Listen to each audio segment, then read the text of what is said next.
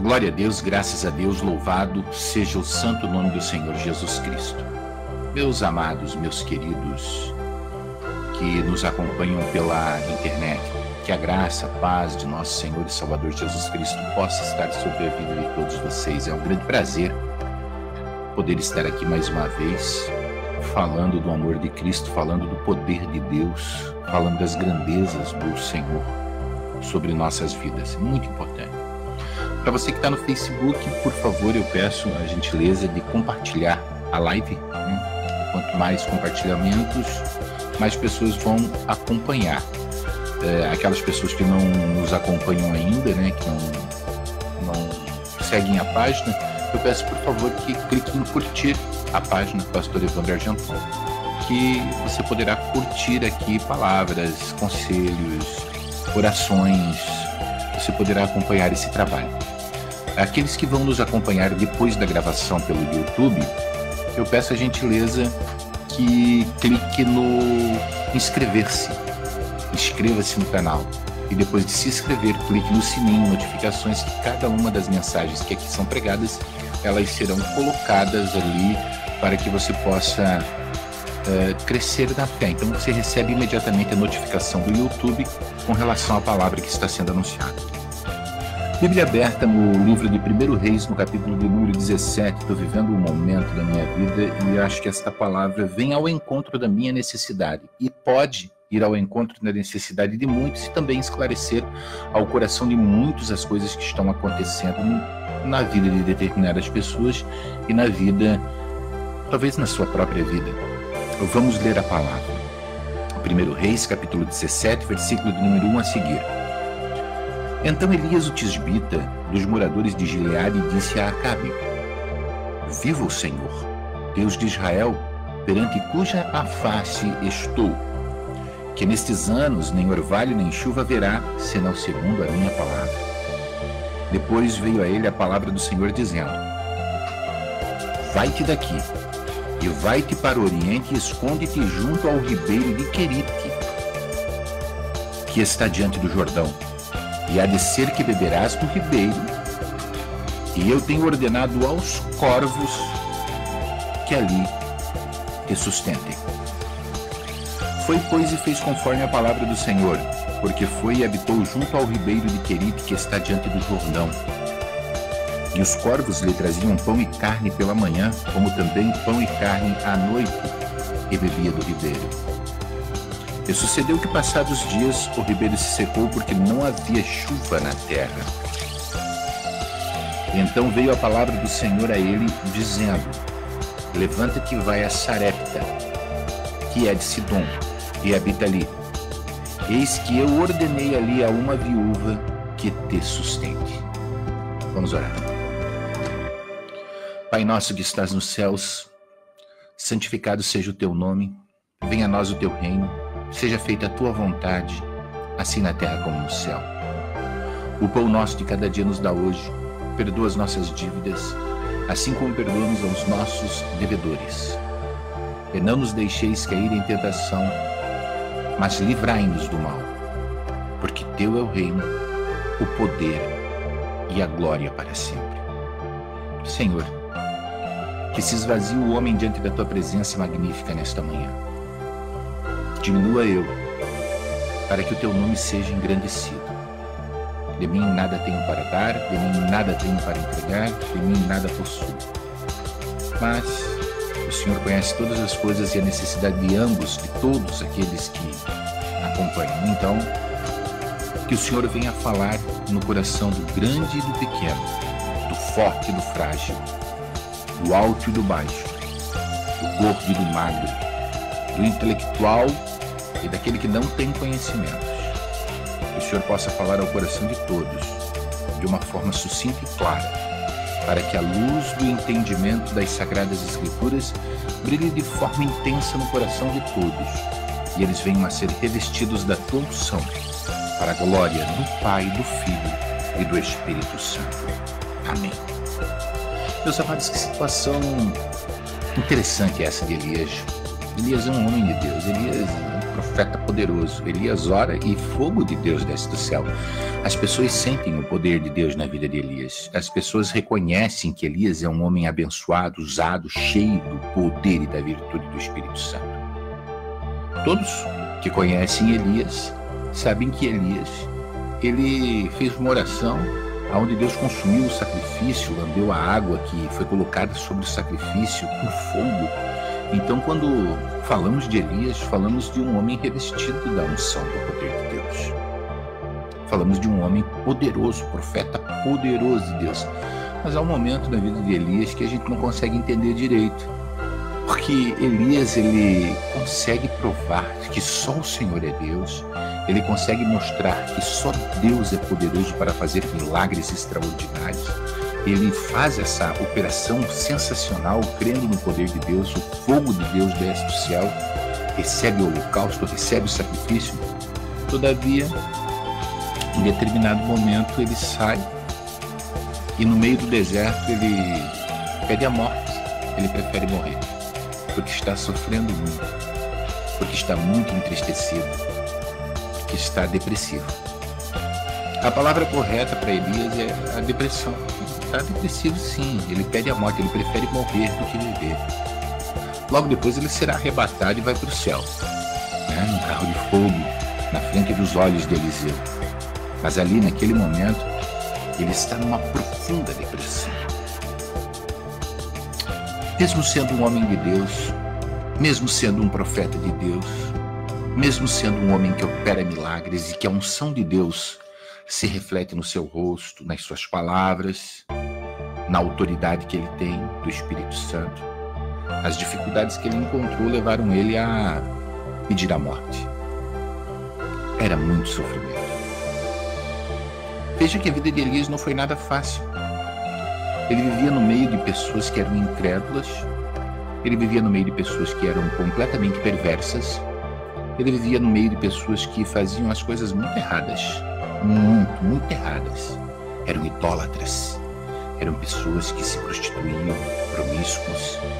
E estas pessoas, no meio das quais Elias vivia, entristeciam muito a Deus, e porque elas entristeciam muito a Deus, Elias então profetizou, dizendo que haveria um sofrimento por um tempo por sobre a face da terra. Só que quando existe uma profecia nesse sentido de que haverá um sofrimento, esse sofrimento se estende também à vida do profeta que entregou a profecia. E Elias, ele também seria atingido por esse momento duro que Deus estava colocando por sobre a face da terra, que seria 3 anos sem chuva. Elias então ouve a voz de Deus. A Bíblia diz que Deus fala para Elias: olha, vai ao ribeiro de Querite. Em primeiro lugar, ele teria que passar 3 anos sozinhos, sem a companhia de ninguém. Há momentos que a gente passa a viver sozinho. As pessoas que a gente ama, que a gente preza, que a gente faz de tudo, que a gente entrega a nossa vida para elas, elas nos deixam sozinhos. Nos deixam sozinhos. Há momentos em que se sobrevêm dificuldades terríveis. Dificuldades de todos os lados, na saúde, dificuldades financeiras, dificuldades horríveis. E tudo isso estava acontecendo com Elias. A solidão, o abandono. E ele foi ao ribeiro de Querite. Ele arrumou um lugar lá para sobreviver. Seriam 3 longos anos que ele passaria nesse isolamento, nessa situação de abandono. 3 longos anos, porque cada dia é um século quando estamos abandonados. Cada dia é das 24 horas, elas são contadas os segundos, os minutos. E Deus olhou para Elias e disse assim: eu vou te prover o sustento. Vou te prover o sustento. E o sustento que Deus decidiu enviar para Elias foi por intermédio de nada mais, nada menos de corvos. Imagine só, senhoras e senhores, o corvo é uma ave de rapina. É como o abutre, como o urubu, come carniça, corpos em decomposição. E a Bíblia diz que os corvos levavam carne e pão para Elias pela manhã e pela noite. Aqueles animais que não eram adestrados, aqueles animais que não foram treinados, esses animais selvagens, os corvos, eles iam em busca do animal, pegavam o animal, a carne do animal ainda saudável, levavam em seu bico e entregavam a Elias ao lado do ribeiro de Querite. De modo que a dor da solidão, embora fosse grande, ainda tinha o fato de que você estava sendo alimentado por seres, por aves de rapina. Tinha tantos animais que poderiam alimentar Elias. Tinha tantas espécies de animais que poderia ser uma honraria. Por exemplo, o leão vem trazer um suculento, uma suculenta caça a Elias, né? É um leão, é o rei das selvas, poderia trazer, mas não. Poderia ser outro animal qualquer, eu poderia citar várias espécies aqui de animais que até mesmo seria honroso para um profeta estar recebendo, mas Deus optou por levantar corvos. Hoje em dia nós vemos tantas pessoas em situações difíceis, mas o amor ao dinheiro é a raiz de toda espécie de males. Nesta cobiça, muita gente está perecendo. Obviamente que de repente Deus levanta alguém bem pequenininho. É o caso da viúva que foi ofertar no gasofilácio diante de Cristo. Ela não sabia que estava ali o Filho de Deus, mas ela pegou tudo que ela tinha e colocou naquele gasofilácio, embora os sacerdotes fossem corruptos. E aí, na sua humildade, ela conquistou a graça do Senhor Jesus, porque Jesus reconheceu que ela deu a maior oferta do seu sustento, tudo que ela havia possuído, tudo que ela possuía. Então entenda que não é do jeito que você quer.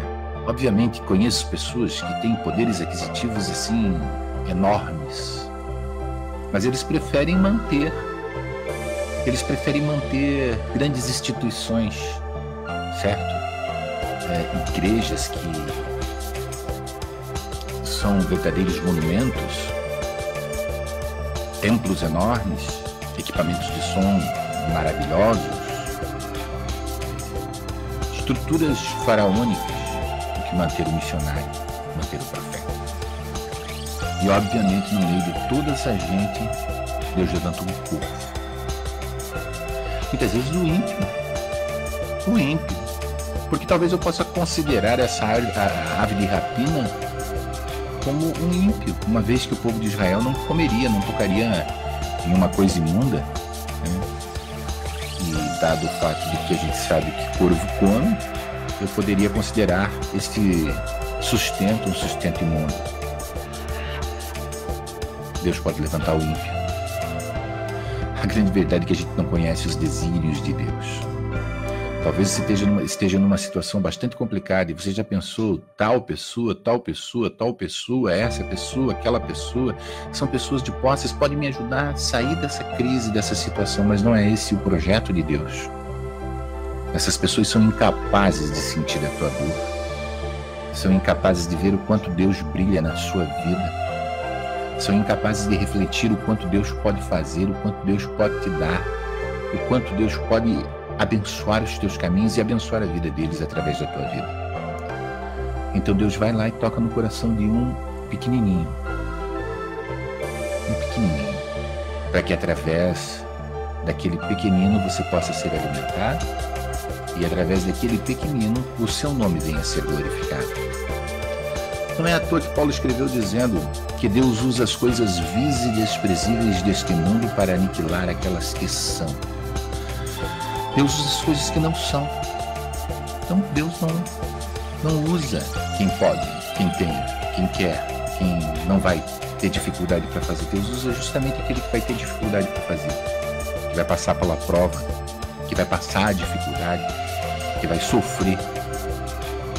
É dessa forma que Deus trabalha. E foi desta forma que Deus abençoou um dos maiores profetas. Eu, assim, quando leio a história de Elias, Daniel, Eliseu, eu fico pasmo de saber que esses homens tinham uma intimidade tão grande com Deus que as coisas aconteciam pelo poder da sua palavra. Pelo poder da sua palavra. E aí, de repente, a crise é tão grande, até os corvos começam a desaparecer, a água do rio se seca. Muita seca, muita provação. E Deus manda Elias sair, então, do ribeiro de Querite. Agora chega. Eu vou te botar na companhia de alguém. Vou te colocar na companhia de alguém. Tantos reis que poderiam receber Elias. Príncipes. Tantos nobres. Tantos sacerdotes poderiam receber Elias. Mas ele manda Elias justamente para a casa de uma viúva. A Bíblia Sagrada diz que ele manda Elias para a casa da viúva de Sarepta de Sidom. Você pode entender isso. Um grande profeta, um grande homem de Deus, um homem que faz descer fogo do céu, ele agora está sendo recebido na casa de uma viúva. E qual é o interesse de Deus em fazer com que esta viúva passe por esta provação, ao receber na sua porta um grande profeta, reconhecer que ele é um grande profeta? E esse profeta pedir a única coisa que ela possui para a sua subsistência, que é um punhado de trigo e um pouquinho de óleo, que ela pretende fazer um pãozinho e dar para o seu filho comer, e dar para ela se alimentar e depois esperar a morte chegar, porque já não existe mais nada para comer. Deus quer certamente multiplicar na vida dessa viúva. Sim, um ato de fé, um ato de confiança em Deus.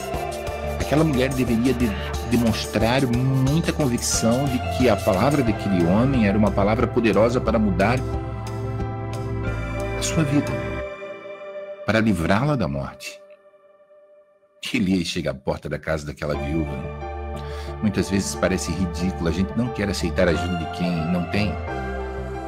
Entendemos que aqueles que têm que devem ajudar. Entendemos aqueles que possuem grandes recursos que devem entregar os recursos para abençoar os missionários, os profetas, aqueles que caminham por esse mundo afora, chorando e gemendo, levando a semente que é a palavra de Deus. Mas na verdade não é da forma que nós pensamos. Na verdade, Deus opera dos dois lados. Deus opera tanto na vida do profeta, quanto na vida da pessoa que é usada para abençoar o profeta. E essa mulher, quando o profeta chega e diz assim, olha, estou em necessidade, estou precisando de ajuda, estou com fome. Ela diz assim, olha, profeta, nós só temos um punhadinho de trigo e um pouquinho de óleo. Vamos fazer um pãozinho. Vamos morrer, eu e meu filho.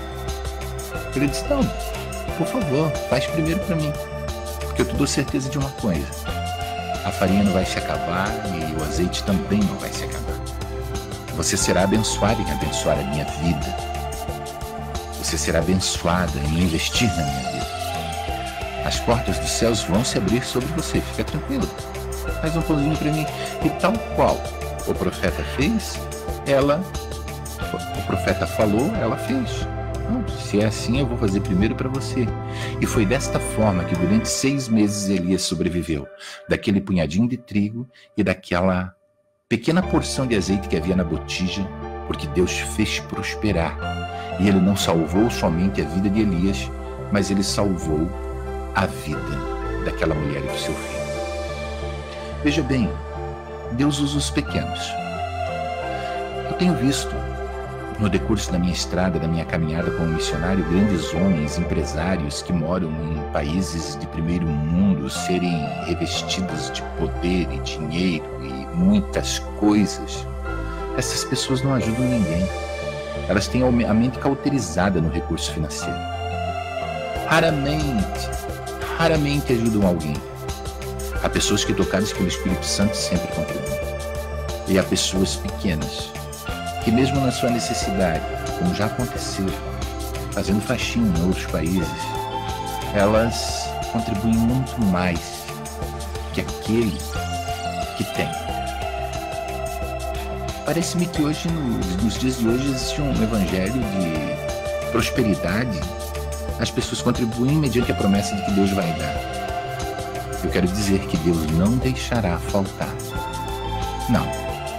Não deixará faltar. É o mais importante. Ele não deixou faltar. Para Elias, ele não deixou faltar. Para a viúva, ele não deixou faltar. Para o filho da viúva. E quem ele usou? Ele usou a viúva. E quem ele usou a princípio? Ele usou os corvos. É por isso que eu falo nesta hora, porque sei que estou falando com muitas pessoas, homens e mulheres de Deus, que estão alienados, amarrados, algemados, encarcerados, aprisionados pelos valores financeiros que possuem. Esse dinheiro vai te levar para o inferno. A parábola do homem rico é bem clara. Paulo falou que o amor ao dinheiro é a raiz de toda espécie de males. Não adianta ter, se não for para repartir. Eu tenho um amigo que ele prosperou muito na sua vida. E não ajuda ninguém, não contribui ninguém, nem os próprios irmãos. Ele quer tudo para ele. Eu tenho parentes e amigos que realmente tiveram um sucesso profissional muito grande e prosperado. É deles. É parte do capitalismo que nós vivemos nos dias de hoje, a pessoa querer para si. Realmente, parabéns. Mas se preocupam somente consigo mesmo. Eu não vejo como uma pessoa que não é de Deus está vivendo em edifícios, enfim, tendo prazeres múltiplos com recursos financeiros e tendo tudo isso não repartir com ninguém. Para mim são tudo falsos profetas. Falsos profetas. É o que mais tem. Gente subindo no altar, arrecadando fortunas, vivendo do bom e do melhor, não repassando essas fortunas para as pessoas necessitadas. E os verdadeiros profetas comendo aquilo que os corvos lhe trazem e aquilo que as viúvas lhe fornecem. Porque simplesmente não querem ir até os grandes lugares onde podem ser imensamente beneficiados. Eles querem receber da parte de Deus. Dura essa palavra e eu lhe pergunto: quem você é? Você é o profeta que precisa de ajuda e ninguém lhe estende a mão? Você é o corvo usado por Deus para alimentar o profeta? Você é a viúva cuja fé é aprovada e resolve dispor de tudo que você possui para alimentar este profeta, acreditando que Deus não lhe deixará faltar nada? A fé é um enigma muito grande. Para você poder vencer, você tem que crer no impossível. Existem muitas pessoas no dia de hoje tirando as suas vidas, desesperados e abandonados, jogados fora, deixados para trás por uma sociedade elitista que se preocupa unicamente com seus clubinhos sociais, sabe? Aquele clubinho cheio de atividade. Clubes sociais. Não, servir a Deus não é viver dentro de um clubinho, não. Servir a Deus não é participar de um grupinho onde você é acariciado por todos e quanto mais você tem de recursos, mais aceito você. Servir a Deus é bem diferente, é ter a convicção de que o Espírito Santo trabalha na sua vida de uma forma tal que pode mover montanhas a seu favor. Eu falo de um Deus que não te abandona. Eu falo de um Deus que determina que você vai e faça. E você vai e faz. E Ele te honra, Ele te abençoa, Ele faz prosperar. Acredite, essa tristeza, esta depressão, esta solidão, esta falta de recursos, esta sua enfermidade, ela já tem data marcada para terminar. Tudo isso vai passar. Tudo isso vai acabar. E Deus usará sim. Usará alguém. Nem que seja o corvo ou a viúva. Mas Ele abençoará a tua vida. E se você sentiu no seu coração que em determinado momento desta palavra você precisa mudar a sua conduta, então mude. Mude a sua conduta. Tenha coragem. Eu quero dizer que para chegar diante dessa câmera hoje, para trazer esta palavra hoje, eu tive que ter força e coragem. Então, aqui estou eu, porque precisei vencer dificuldades e pular muralhas que estavam colocadas no caminho, querendo impedir que você pudesse receber essa palavra. Mas se você a recebe hoje, abre seu coração e deixe o Espírito Santo trabalhar em sua vida. Oremos. Senhor nosso Deus e Pai, na Tua presença, meu Deus, eu apresento os profetas, as viúvas e os corvos. Senhor, eu peço que o Senhor os abençoe. E que todo aquele que no seu coração, Senhor, é usado para fazer que uma lágrima seja enxugada do rosto de alguém, venha a ser abençoado de uma forma extraordinária nesta hora. Dá coragem aos teus profetas, meu Deus, para que façam, Senhor, a tua obra. Dá coragem, Senhor, aos teus filhos para que sigam, Senhor, pelo caminho correto, o caminho que leva para a salvação, o caminho que leva para os céus. Muda o contexto atual da religião, meu Deus, que única e exclusivamente procura absorver recursos para que única e exclusivamente cresça um nome de homens, para que sejam idolatrados, Senhor, por sobre a face da terra. Que não seja assim comigo, Senhor. Que desapareça eu e que se sobressaia o Teu nome. O eu deve morrer. Meu Deus, grandioso é o Teu nome por sobre a face da terra, e tudo que te peço, o Senhor sempre tem feito. Então coloco minha vida em Tuas mãos e digo, Senhor, eis-me aqui, ajuda-me nessa nova caminhada que tento implementar diante dos olhos do Teu Espírito, a fim de que o Senhor possa esquadrinhar o meu coração e ver as intenções da minha alma. Senhor, tudo é possível àquele que crê, e eu creio que o Senhor estará abençoando em todos os aspectos, com saúde, paz, alegria, felicidade. Então, meu Deus, eu quero profetizar que melhores dias virão para este homem e para esta mulher que ouvem esta mensagem. Dias de bênçãos e não de lágrimas. Dias de felicidade e não de tristeza. Que passe a prova e que a bênção venha. Isso é o que eu te peço, confiando em nome de Jesus Cristo e para a glória do nome de Jesus. Meus amados, muito obrigado a todos. Que Deus abençoe você. Que Deus abençoe a sua vida. É um prazer poder estar aqui na sua companhia. Fique com Deus, a paz do Senhor.